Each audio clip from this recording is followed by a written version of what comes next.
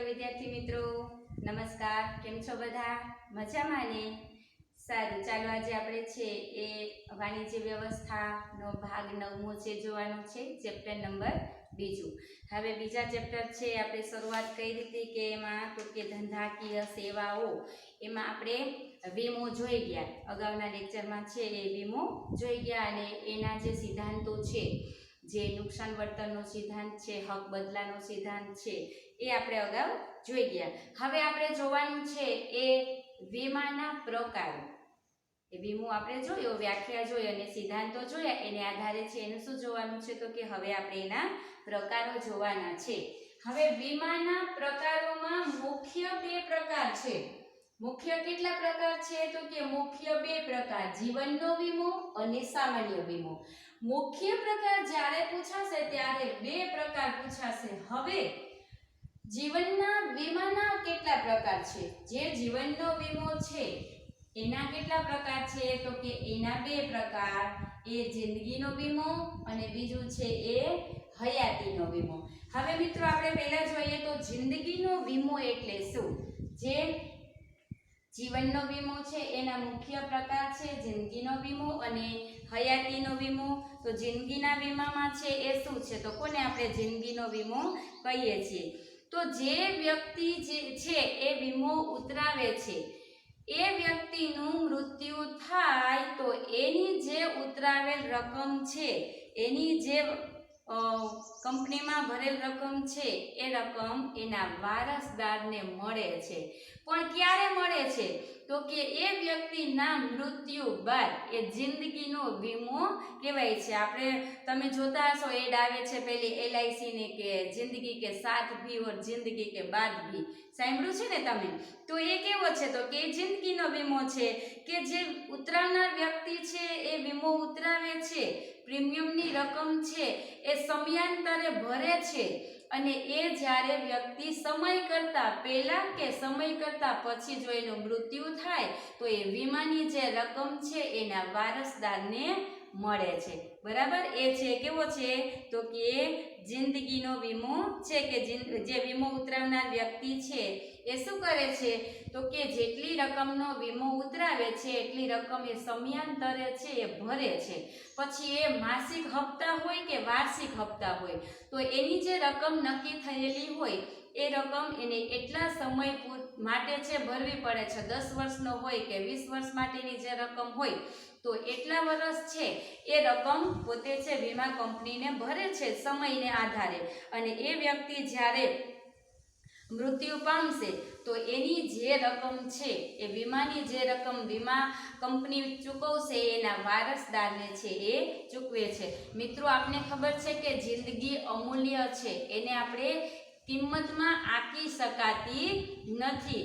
પણ આપણે છે એક વીમો ઉતરાવીએ છીએ ત્યારે એ જે આપણી ક્ષમતા છે, જે આર્થિક ક્ષમતા છે, એની આધારે આપણે પ્રીમિયમ નક્કી કર્યો છે, એ સમયાંતરે ભરીએ છીએ અને એ સમય પછી છે જે વીમાની રકમ છે એ વારસદારને મળે છે. એટલે જે નુકસાન થાય, જે વ્યક્તિ મૃત્યુ પામે છે એ એની જે છે એની પાછળ વારસદાર એને મળે છે. પણ આપણે આગળ કીધું હતું કે હક બદલાનો સિદ્ધાંત, એ હક બદલાનો સિદ્ધાંત એ જિંદગીના વીમામાં લાગુ પાડી શકાતો નથી. કારણ કે જિંદગીના વીમામાં શું હતો, એ હક વીમામાં જે છે શું સિદ્ધાંત હતો એનો તો કે જે નુકસાન થયેલી વસ્તુ છે, માલ છે, એની માલિકી વીમા કંપનીની થાય છે. હવે જિંદગીના વીમામાં જો એવું હોય તો વ્યક્તિ મૃત્યુ પામશે તો એ વ્યક્તિની માલિકી વીમા કંપનીની થશે તો કે નહીં. અહીંયા એ નિયમ લાગુ પાડી શકાતો નથી. એટલે હક બદલાનો સિદ્ધાંત જિંદગીના વીમામાં લાગુ નથી પડતો. એટલે એમાં તો કે એની જે પ્રીમિયમની રકમ જે છે, વીમાની રકમ જે છે એના વારસદારને મળે છે. તો આ છે એ જિંદગીનો વીમો. ત્યાર પછી છે હયાતીનો વીમો. બીજો છે કયો છે તો કે હયાતીનો વીમો છે. હવે હયાતીના વીમામાં શું છે તો કે વ્યક્તિએ નક્કી કરેલી મુદત અનુસાર છે ને વ્યક્તિ પ્રીમિયમ ભરે છે. એના જે પ્રીમિયમના હપ્તા છે, જે પ્રીમિયમનો દર છે એ સમય આધારિત હોય છે. જેમ આગળ હતું એમ કે 10 વર્ષ માટે હોય, 20 વર્ષ માટે હોય કે 30 વર્ષ માટે હોય, તો એ સમયને આધારે જેની નક્કી થયેલી રકમ છે એ સમયાંતરે ભરે છે. હવે વ્યક્તિ એ મુદત પૂરી થતા છે એ એને મળે છે, પછી વ્યક્તિ જીવિત છે કે મૃત્યુ પામે છે, પણ જે વીમાની રકમની મુદત પૂરી થાય એટલે એને જે વીમાનું પ્રીમિયમ, વીમાની જે રકમ છે એ વ્યક્તિને મળે છે.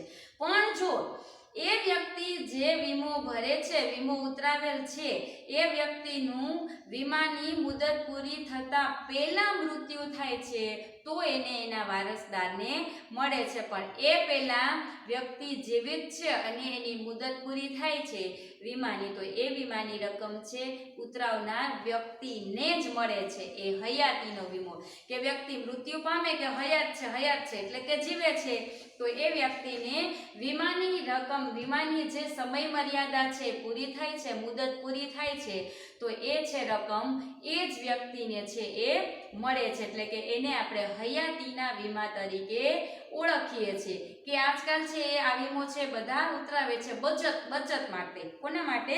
તો કે વ્યક્તિની બચત માટે છે એ વીમા કંપની પાસે છે આવું વીમો ઉતરાવનાર છે વચન મેળવે છે કે મુદત પૂરી થતા છે એને એ વીમાની રકમ છે એ મળશે, જ્યારે વ્યક્તિ હયાત હોય છે ત્યારે જ. એટલે એને આપણે છે એ હયાતીના વીમા તરીકે ઓળખીએ છીએ. હવે ત્યાર પછી છે સામાન્ય વીમાના પ્રકારો. આ બે પ્રકાર હતા જીવનના વીમાના પ્રકારો, એટલે કે વ્યક્તિનો પોતાનો જ વીમો, જિંદગીનો વીમો અને હયાતીનો વીમો.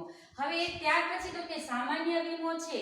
સામાન્ય વીમાના મુખ્ય 3 પ્રકાર કયા કયા છે? તો કે માલ હેરફેરનો વીમો, આગનો વીમો અને અન્ય વીમાઓ. હવે આપણે એમાં શું જોવાનું છે? તો કે સામાન્ય વીમો છે એનો પહેલો પ્રકાર માલ હેરફેરનો વીમો. માલ હેરફેરના વીમામાં પહેલો પ્રકાર દરિયાઈ વીમો. માલની હેરફેર છે એ 3 રીતે થઈ શકે: દરિયાઈ માર્ગે, પછી હવાઈ માર્ગે અને માર્ગ જે છે, જે વાહન વ્યવહાર ચાલે છે, આપણા રસ્તાઓ છે, રોડ રસ્તાઓ છે ત્યાં. એટલે માલની હેરફેર છે આ 3 રીતે થાય છે, તો એનો વીમા પણ છે એ 3 રીતે કરાવાય છે. હવે દરિયાઈ વીમો એટલે શું? તો 18મી સદીમાં જે છે એ 18મી સદી પહેલા જ્યારે વાહન વ્યવહાર કે રસ્તાઓની મોટા પ્રમાણમાં વ્હીકલોની સુવિધા નહોતી, ત્યારે છે આ જે માલની હેરફેર માટેનો જે વ્યવહાર છે એ દરિયાઈ માર્ગે થતો. મોટા પ્રમાણમાં છે એ દરિયાઈ માર્ગે છે વસ્તુ કે માલની હેરફેર થતી જોવા મળે છે. હવે એમાં તો કે એની જે શરૂઆત છે એ લોઇડ્સ ઓફ લંડન નામની સંસ્થા છે ને એણે દરિયાઈ માર્ગની શરૂઆત કરી. આપણે સૌપ્રથમ તમને ખબર હોય તો તમે ઇતિહાસ ભણી ગયા છો કે દરિયાઈ માર્ગ એટલે કે જળમાર્ગની શોધ છે કોણે કરી હતી? ભારત આવવાના જળમાર્ગની શોધ કોણે કરી હતી? આવું તમે છે એ અગાઉ સામાજિક વિજ્ઞાનમાં ભણી ગયા છો. આપણે ઇતિહાસનો વિષય છે આ. તો એમાં શું આવે છે?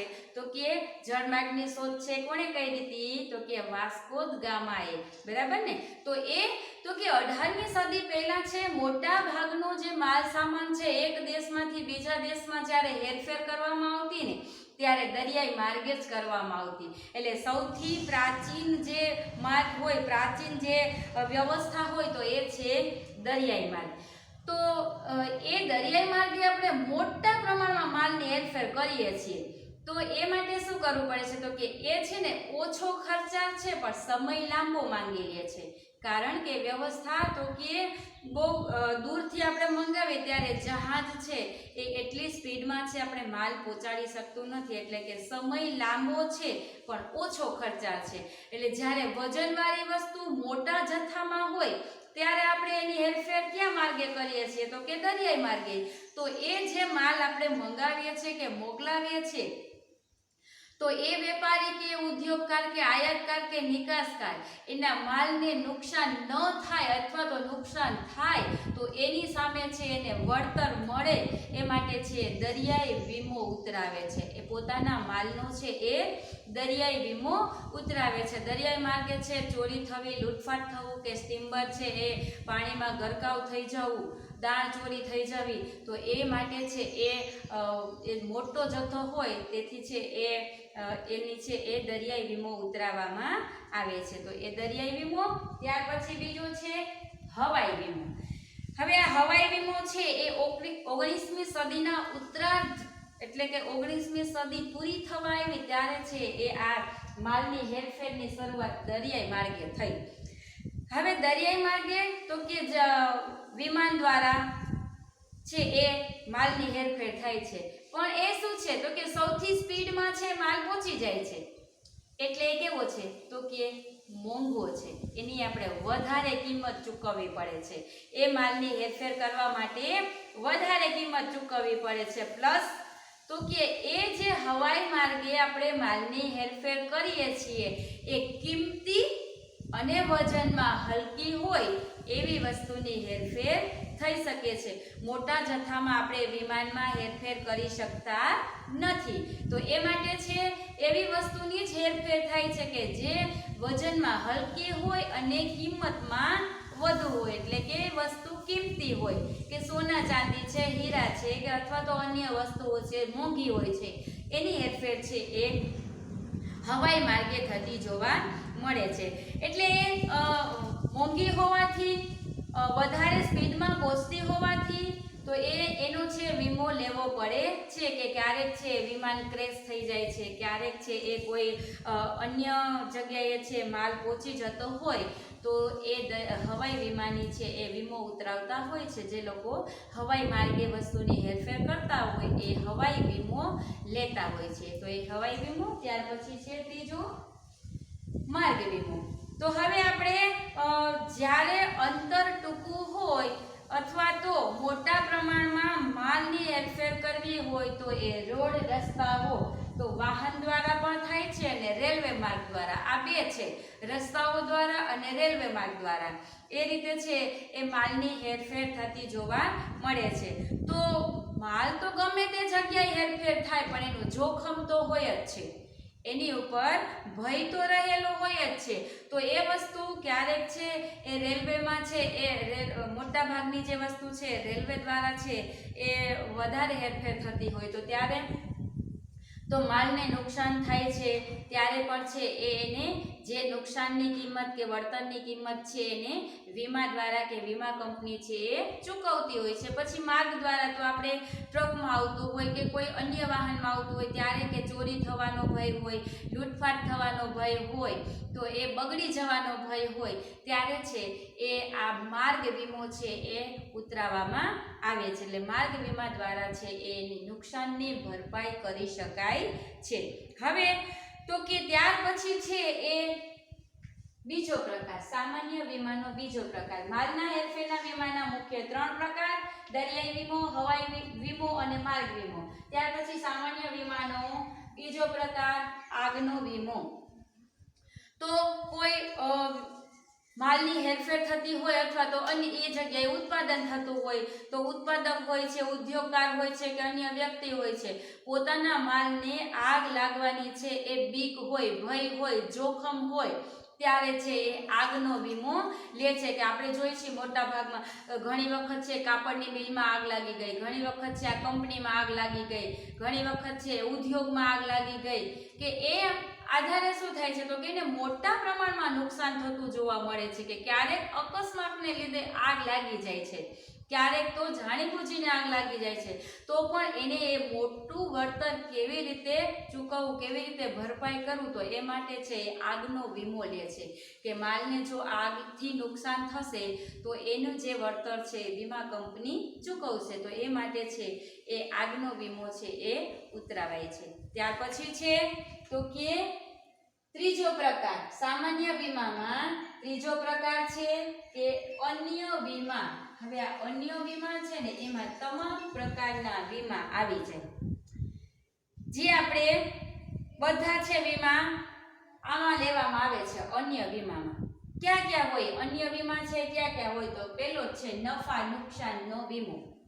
જ્યારે નફો થતો હોય તો એ નફામાં નુકસાન થતું હોય તો એ નફો જ્યારે જેટલો થતો હોય પછી ન થાય તો એ માટે જે એ સળંગ એને નફો નથી મળતો ત્યારે એ નફા નુકસાનનો વીમો કરાવે છે. પછી સ્વાસ્થ્યનો વીમો. તો સ્વાસ્થ્યના વીમામાં શું છે, તો જ્યારે કોઈ મોટી બીમારી હોય, ગંભીર બીમારી હોય, તો એની એ ખર્ચની ભરપાઈ ન કરી શકે, જે આરોગ્યની જે સુવિધા છે ન પ્રાપ્ત થઈ શકે, કારણ કે આર્થિક પરિસ્થિતિના આધારે, તો એ જે સ્વાસ્થ્યમાં ની જે ભરપાઈ છે, એનો જે માંદગીનો વીમો છે, એ સ્વાસ્થ્યના વીમામાં એની સમાવેશ થાય છે. ત્યાર પછી છે તો કે લૂંટફાટનો વીમો. તો કે કોઈ પણ વસ્તુ છે આપણે એક જગ્યાએથી બીજી જગ્યાએ લઈ જતા હોય કે મોકલાવતા હોય કે મંગાવતા હોય, ત્યારે જો એ વસ્તુની લૂંટફાટ થાય છે તો એનો વીમો જે છે એ વીમા કંપની ચૂકવશે. ત્યાર પછી છે તો કે ઢોર ઢાંખરનો વીમો. હવે જેની આર્થિક આધાર પશુપાલન ઉપર હોય, આપણે ખબર છે ભારત છે ખેતી પ્રધાન દેશ છે, અને ખેતીમાં છે પશુપાલનની જે છે ડેરી ઉદ્યોગ છે, પશુપાલન છે, બહુ મોટા પ્રમાણમાં થાય છે. તો ઢોર ઢાંખરો છે એની ઉપર એનું આર્થિક નિર્ભર થતું હોય, તો હવે જ્યારે ઢોરને જેવી રીતે આપણે જિંદગીનો વીમો માણસોનો લઈએ છીએ, વ્યક્તિઓનો લઈએ છીએ, એવી જ રીતે છે ઢોર ઢાંખર એટલે કે પશુઓનો વીમો પણ લેવામાં આવે છે, કે જેનો આધાર આર્થિક રીતે એની ઉપર જ હોય છે. તો ત્યારે એનો વીમો છે એ લેવાય છે. ત્યાર પછી સમૂહ વીમો એટલે કે કુટુંબના બધા જ સભ્યોનો છે વીમો લઈ શકાય છે સમૂહમાં. પછી એ ઉદ્યોગમાં બધાનો સમૂહમાં લેતા હોય કે કુટુંબમાં લેતા હોય, તો એ રીતે સમૂહ વીમો છે એ પણ કરાવી શકાય છે. પછી રમત ગમતનો વીમો. જે રમત ગમત સાથે સંકળાયેલા સ્પોર્ટ્સમેનો છે, રમતવીરો છે, એ પોતે એનો રમતનો વીમો છે એ લેતા હોય છે, કે એનો આધાર પણ છે એના રમત ઉપર છે એ હોય છે. તો એ રમતનો વીમો પણ છે એ ઉતરાવી શકાય છે. પછી છે વાહનનો વીમો. તો આપણે અત્યારે જોઈએ છીએ કે વાહનનો વીમો કરાવવો ફરજિયાત છે. ત્રાહિત પક્ષને છે એનું વળતર આપવા માટે વાહનનો વીમો આપણે કરાવીએ છીએ, કે આપણા વાહનથી જો કોઈ વ્યક્તિનો એક્સિડન્ટ થાય, અકસ્માત થાય, તો એને છે એ આપણે ચૂકવવું પડતું નથી, પણ કોણ ચૂકવશે, તો કે વીમા કંપની. એટલે ત્રાહિત પક્ષ એટલે કે ત્રીજો પક્ષ, થર્ડ પાર્ટી. તો એ ત્રીજા પક્ષને જે વીમો ચૂકવવાનું છે એ વીમા કંપની ચૂકવશે, એટલે એને આપણે વાહનના વીમા તરીકે ઓળખીએ છીએ. ત્યાર પછી તો કે શાખનો વીમો, કે વ્યક્તિ પોતાની છાપ છે કેવી છે અને એ ખરાબ થતાં એને જો આર્થિક નુકસાન થાય છે, તો એ શાખનો વીમો છે એ કરાવે છે. ત્યાર પછી ત્રાહિત પક્ષ માટેનો વીમો. જેમ તમને વાહનનો વીમો કીધો, એમ આપણે કોઈ પણ રીતે જો અન્ય ત્રીજી વ્યક્તિને નુકસાન થાય, તો એ જે વીમાની પોલિસી છે, વીમાની રકમ છે, કોણ ચૂકવશે, તો કે વીમા કંપની ચૂકવશે, જ્યારે ત્રાહિત પક્ષનો વીમો કરાવેલો હોય ત્યારે. ત્યાર પછી છે અકસ્માતનો વીમો. તો વાહન, ત્રાહિત અને અકસ્માત આ ત્રણેય વીમા છે ને એક સાથે જોડાયેલા છે. આપણાથી કોઈ વ્યક્તિનો અકસ્માત થઈ ગયો હોય તો એ ત્રાહિત પક્ષ એટલે એને વીમા કંપની ચૂકવે છે. પછી અકસ્માત, તો આપણું અકસ્માત થયું છે એટલે કે આપણે કોઈ ઈજા થઈ છે, શેને લીધે, અકસ્માતને લીધે, તો આપણે છે એ જ્યારે આપણે ખર્ચ આવે છે, દવાખાનાનો ખર્ચ આવે, આ તે અન્ય કોઈ ખર્ચ આવે છે, તો એ ખર્ચ છે એ વીમા કંપની ભોગવે છે, વીમા કંપની છે એ ચૂકવે છે. ત્યાર પછી છે કુદરતી આપત્તિનો વીમો. હવે આપણે કુદરતી આપત્તિનો વીમો છે વધારે પડતો છે ને ખેતી ક્ષેત્રે લઈએ છીએ. ખેતી ક્ષેત્રમાં આપણે જે વાવેતર કરીએ છીએ અને એ જો કુદરતી આપત્તિને લીધે આપણે નાશ થાય છે, તો એ નાશ થયેલું જે વસ્તુ છે એની જે ભરપાઈ છે, નુકસાનનું વળતર છે, એ કોણ ચૂકવશે, તો કે વીમા કંપની ચૂકવશે. જોઈએ છીએ ને દર વર્ષે છે આપણે ખેતી ક્ષેત્રે છે એ વીમા ધિરાણ છે એ થતું હોય છે, પાક ધિરાણ આપણે એને કહીએ છીએ. તો એ પાક ધિરાણ છે એ પાકના વીમા તરીકે જ ઓળખવામાં આવે છે, કે કોઈ પણ પાક છે એનો વીમો કરાવેલો હોય અને જો કુદરતી આપત્તિ એટલે કે અતિવૃષ્ટિને કારણે છે એ આપણો પાક નાશ પામે છે, અથવા તો અનાવૃષ્ટિ એટલે કે જ્યારે ઓછો વરસાદ પડે છે ને એને કારણે છે આપણો પાક નાશ પામે છે, તો એના જે નુકસાનનું વળતર છે એ વીમા કંપની ચૂકવે છે. પણ ક્યારે, જ્યારે આપણે એનો વીમો ઉતરાવેલ હોય તો. વીમો આ દરેક વસ્તુ છે એનો વીમો ઉતરાવવો પડે છે. જો ઉતરાવેલ ન હોય તો એ નુકસાન સામે વળતર નથી મળતું, તો એ માટે વીમા કંપની પાસે આપણે પોલિસી લેવી પડે છે. પોલિસી એ શું છે, તો કે બે પક્ષ વચ્ચેનો લેખિત કરાર, કે જે આપણે વીમા કંપની સાથે કરેલો હોય, તો એને આધારે છે એ કુદરતી આપત્તિના સમયે પણ નુકસાનનું જે વળતર છે એ મળી શકે છે. પછી છે છેતરપિંડી સામે વફાદારીનો વીમો કે કોઈ પણ આપણે ધંધો કરતા હોય, કોઈ પણ વસ્તુની આપણે વેપાર કરતા હોય તો એ વેપાર સામે તો કે કોઈએ છેતરપિંડી કરી છે તો એને લીધે છે આપણે આર્થિક નુકસાન થશે, તો એ આર્થિક નુકસાન થશે એના બદલામાં છે એ વીમા કંપની છે એ વળતર ચૂકવે છે, એટલે કે એ વફાદારીનો વીમો. ત્યાર પછી તો કે કામદાર વીમો. કોઈ પણ ઉદ્યોગ હોય કે કોઈ પણ કંપની હોય તો એમાં કામ કરતા કર્મચારીઓ છે એનો વીમો છે માલિકો ઉતરાવતા હોય છે કે કર્મચારીને છે એ કોઈ એમાં શારીરિક રીતે નુકસાન થાય, કોઈ હાથ છે પગ છે ફેલ થઈ જાય અથવા તો અન્ય રીતે છે એ નુકસાન થાય છે તો એ કર્મચારીઓને કેવી રીતે છે એનો આર્થિક ભરપાઈ થાય તો એ માલિકો જે છે એ વીમા કંપની સાથે કરાર કરી અને કર્મચારીઓનો વીમો કરાવે છે. એટલે આ છે એ અન્ય વીમાના પ્રકારો છે કે જેને આધારે આપણે આનાથી ઉપરાંત પણ ઘણા બધા છે એ વીમાઓ છે કરાવી શકાય છે અને એની જે આર્થિક નુકસાન છે કે નુકસાન સામેનું વળતર છે એ મેળવી શકાય છે કે ડાક્ટરી સારવાર છે કે માંદગીની સારવાર છે એ છે. પછી સંગીતકારો હોય તો સંગીતનો વીમો કરાવે છે, ગીતકાર એટલે કે કોઈ ગાયક હોય તો એના ગળાનો વીમો કરાવે છે. તો તમામ પ્રકારના જે વીમા છે આપણે કરાવી શકીએ છીએ. પછી એ ગમે તે પ્રકાર હોય કે આર્થિક સામે આપણે આર્થિક નુકસાન સામે આપણે જ્યારે વળતર મેળવવું હોય ત્યારે છે આપણે વીમો કરાવીએ છીએ. અને વીમા વિશે છે આપણે આટલા જે 3 પ્રકારો છે જોઈ ગયા. 3 પ્રકારોમાં તો કે કયા 3 પ્રકાર તો કે સામાન્ય વીમાના 3 પ્રકારો: માલની હેરફેરનો વીમો, આગનો વીમો અને અન્ય વીમા. અન્ય વીમામાં છે આપણે બધા વીમા જે છે એ અન્ય વીમામાં આવી શકશે. પછી એ નફા નુકસાનનો હોય, સ્વાસ્થ્યનો હોય, વાહનનો હોય, અકસ્માતનો હોય કે માંદગીનો હોય, તો આ બધા વીમા છે એ અન્ય વીમામાં એનો સમાવેશ થશે. તો હવે આપણે છે એ આના પ્રકારો જોઈ લીધા. કેટલા છે? મુખ્ય 2 પ્રકાર. વીમાના મુખ્ય 2 પ્રકાર ક્યાં ક્યાં છે તો કે જીવનનો વીમો અને સામાન્ય વીમો. જીવનના વીમામાં તો કે એના 2 પ્રકાર: જિંદગીનો વીમો અને હયાતીનો વીમો. ત્યાર પછી તો કે સામાન્ય વીમાના કેટલા પ્રકાર? 3. ક્યાં ક્યાં તો કે માલની હેરફેરનો વીમો, આગનો વીમો અને અન્ય વીમો. માલની હેરફેરના વીમાના 3 પ્રકાર ક્યાં ક્યાં? દરિયાઈ વીમો, હવાઈ વીમો અને માર્ગ વીમો. આને છે આપણે દરેક જે વીમાના પ્રકાર છે એને વિસ્તારથી સમજી ગયા. બરાબર છે? તો હવે છે એ આ બધા પ્રકાર છે ને એને તમારે છે એ હોમવર્કમાં તમારી બુકમાં લખવાના છે, આકૃતિ દોરી અને સમજાવવાના છે. આ રીતે જે પ્રકાર આપણે પાડેલા છે એટલે તમને છે સરળતાથી પ્રકારો સમજાઈ જાય. બરાબર? તો હોમવર્કમાં તમારે છે એ આ વીમાના પ્રકારો છે એ લખવાના છે. અને આગળનો જે નેક્સ્ટ મુદ્દો છે ને એ છે એ વીમાનું ખાનગીકરણ અને વીમા નિયમન સત્તા જે છે એ આપણે છે આગળ નેક્સ્ટ લેક્ચરમાં છે એ જોવાનું છે. બરાબર? હજી એ તમને ના સમજાય તો વધુ વ્યવસ્થિત રીતે છે એ વાંચજો, જોજો ક્યાં કેના પ્રકાર છે ને. વીમો એટલે શું પહેલા વીમો સમજશો તો જ તમને છે બધું સમજાશે. એટલે અને ન સમજાય ત્યારે તમે મને પૂછી શકો છો. અને બાકી છે આપણે નવા મુદ્દામાં છે એ નેક્સ્ટ લેક્ચરમાં મળશું. ત્યાં સુધી આવજો.